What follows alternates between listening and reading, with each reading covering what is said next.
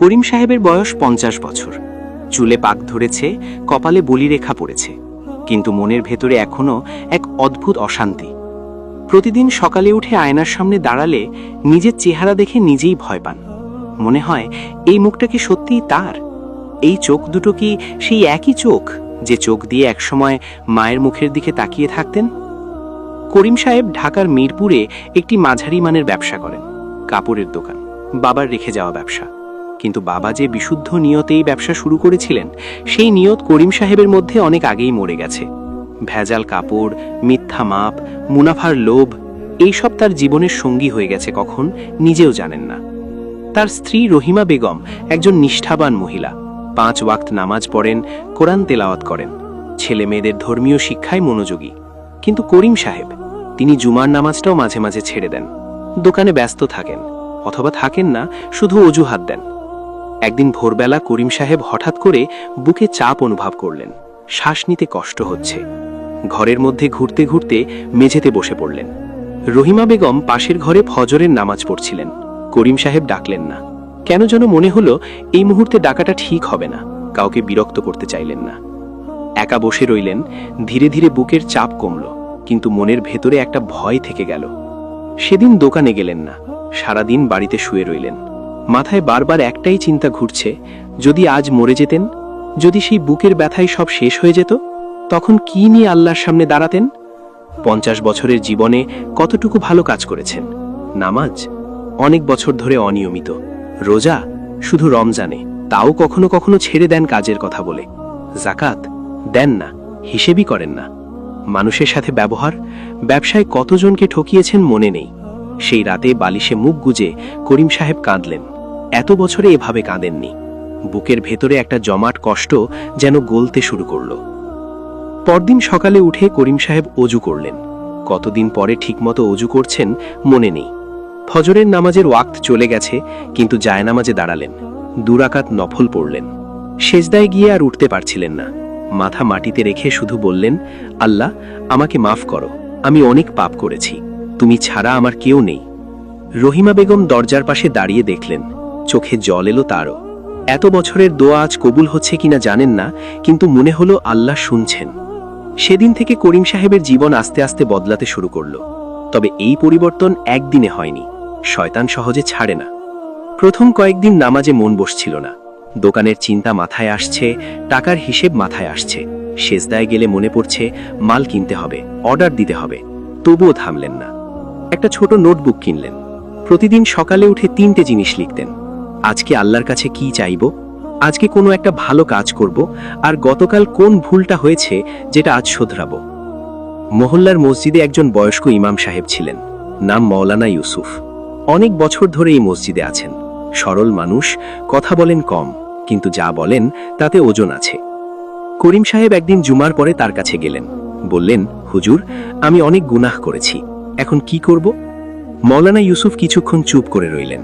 তারপর বললেন, করিম সাহেব, আল্লাহ তাআলা বলেছেন, হে আমার বান্দারা, যারা নিজেদের উপর অবিচার করেছ, আল্লাহর রহমত থেকে নিরাশ হয়ো না। নিশ্চয়ই আল্লাহ সব গুনাহ মাফ করেন, তিনি তো ক্ষমাশীল, পরম দয়ালু। এটা সূরা জুমারের আয়াত। আল্লাহ নিজে বলেছেন। এর চেয়ে বড় আশার কথা আর কি আছে? করিম সাহেব মাথা নিচু করলেন, চোখ ভিজে এলো। মৌলানা ইউসুফ আরও বললেন, তওবার 3টে শর্ত আছে। 1, গুনাহটা ছেড়ে দেওয়া। 2, যা হয়েছে তার জন্য সত্যিকারের অনুতাপ করা। 3, ভবিষ্যতে আর না করার দৃঢ় সংকল্প নেওয়া। আর যদি কোনো মানুষের হক নষ্ট হয়ে থাকে, তাহলে সেটা ফিরিয়ে দেওয়া বা মাফ চাওয়া। করিম সাহেব বাড়ি ফিরলেন। মাথায় ঘুরছে মানুষের হক। ব্যবসায় কতজনকে ঠকিয়েছেন, কিভাবে ফিরিয়ে দেবেন? রাতে ঘুমাতে পারলেন না। চিন্তা করলেন অনেকক্ষণ। তারপর একটা সিদ্ধান্ত নিলেন। পরদিন দোকান খোলার আগে একাই বসলেন। একটা কাগজে লিখতে শুরু করলেন, গত কয়েক বছরে কোন কোন ক্ষেত্রে অন্যায় করেছেন, মিথ্যা মাপ দিয়েছেন কতজনকে, নিম্নমানের কাপড় ভালো বলে বিক্রি করেছেন কাদের। সব মনে নেই, কিন্তু যেটুকু মনে আছে লিখলেন। তারপর দোকানে একটা সিদ্ধান্ত নিলেন, আজ থেকে মাপে কোনো কারসাজি না। দাম বেশি নিতে হলে স্পষ্ট বলবেন, কিন্তু মিথ্যা বলবেন না। কাপড়ের মান নিয়ে প্রতারণা না। কর্মচারীরা অবাক হলো। একজন বলল, মালিক, এতে লাভ কমে যাবে।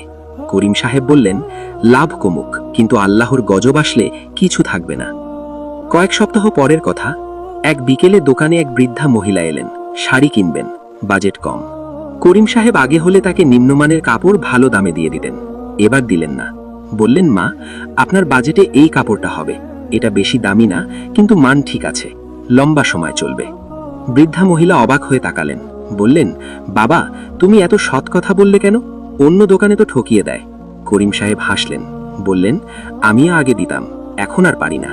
বৃদ্ধা চলে যাওয়ার সময় বললেন, আল্লাহ তোমাকে ভালো রাখুক বাবা। এই ছোট্ট দোয়াটা করিম সাহেবের বুকে এসে লাগলো, চোখ ভিজে গেল। মাস তিনেক পরে রমজান এলো। করিম সাহেবের জীবনে এবারের রমজান একেবারে আলাদা। প্রতিদিন সেহরিতে উঠছেন, তারাবির নামাজ পড়ছেন, ইতেকাফ করার ইচ্ছে হলো। মৌলানা ইউসুফকে জানালেন, তিনি বললেন, করুন, আল্লাহ কবুল করুন। শেষ 10 দিন মসজিদে ইতেকাফ করলেন করিম সাহেব। এই 10 দিনে জীবনে এত বেশি কুরআন পড়েননি কখনো। রাত জেগে তাহাজ্জুদ পড়লেন, কাঁদলেন, দোয়া করলেন। এক রাতে, লাইলাতুল কদরের রাতে, বা হয়তো সেই রাতই ছিল, আল্লাহ জানেন, করিম সাহেব এত গভীরভাবে দোয়া করলেন যে মসজিদের মেঝে ভিজে গেল তার চোখের জলে। বললেন, আল্লাহ, আমি 50 বছর নষ্ট করেছি, বাকি যতটুকু জীবন দেবে সেটা তোমার পথে দিতে চাই, কবুল করো। রমজানের পরে করিম সাহেবের চেহারা বদলে গেছে। মহল্লার মানুষজন বলাবলি করছে, করিম ভাই কি হজে গেছেন নাকি? এত শান্ত দেখাচ্ছে কেন? তার ছেলে রাফি একদিন বলল, আব্বা, তোমাকে এখন অন্যরকম লাগছে। করিম সাহেব মুচকি হাসলেন, বললেন, আল্লাহ যখন কাউকে ডাকেন সে বদলে যায় রাফি, আল্লাহ আমাকে ডেকেছেন। রাফি চুপ করে রইল, বাবার কথা মনে গেঁথে গেল। একদিন করিম সাহেব মৌলানা ইউসুফের কাছে গেলেন, বললেন, হুজুর, আমি হজে যেতে চাই। মৌলানা বললেন, মাশা আল্লাহ, আল্লাহ কবুল করুন, কিন্তু করিম সাহেব, হজের আগে নিশ্চিত করুন ব্যবসার সব হিসাব পরিষ্কার, কারো হক বাকি আছে কিনা। করিম সাহেব মাথা নাড়লেন, বললেন, চেষ্টা করছি হুজুর, যতটুকু পারছি। মৌলানা বললেন, আল্লাহ নিয়ত দেখেন, তুমি সত্যিকারের চেষ্টা করলে আল্লাহ তোমার পথ সহজ করবেন। সেই বছরই করিম সাহেব হজে গেলেন। মক্কায় পৌঁছে কাবার সামনে দাঁড়িয়ে করিম সাহেব একটা কথাই বললেন, আল্লাহু আকবার। তারপর আর কথা বের হলো না, শুধু কান্না।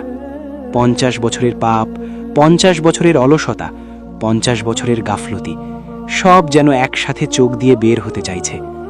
আরাফার ময়দানে দাঁড়িয়ে করিম সাহেব বুঝলেন, এই দুনিয়া কতটুকু ছোট। সেখানে লক্ষ লক্ষ মানুষ, সবাই এসেছে একই উদ্দেশ্যে, আল্লাহর কাছে মাথা নত করতে।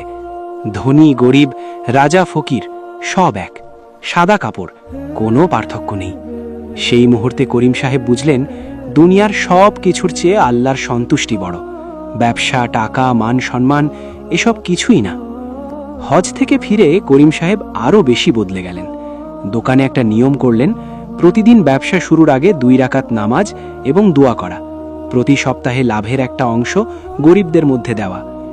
মহল্লায় একজন গরিব ছেলে ছিল, আরিফ, পড়াশোনায় ভালো, কিন্তু টাকার অভাবে পড়তে পারছে না। করিম সাহেব তার পড়াশোনার খরচ নিলেন নিজের কাঁধে, কাউকে বললেন না, শুধু আল্লাহ জানলেন। রহিমা বেগম একদিন জিজ্ঞেস করলেন, আরিফের খরচ দিচ্ছ কেন? কেউ জানবেও না তো।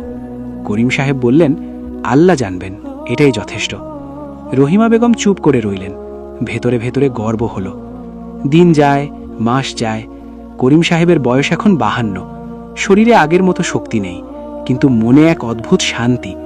একদিন ছেলে রাফি এসে বলল, আব্বা, আমিও নামাজ শুরু করেছি।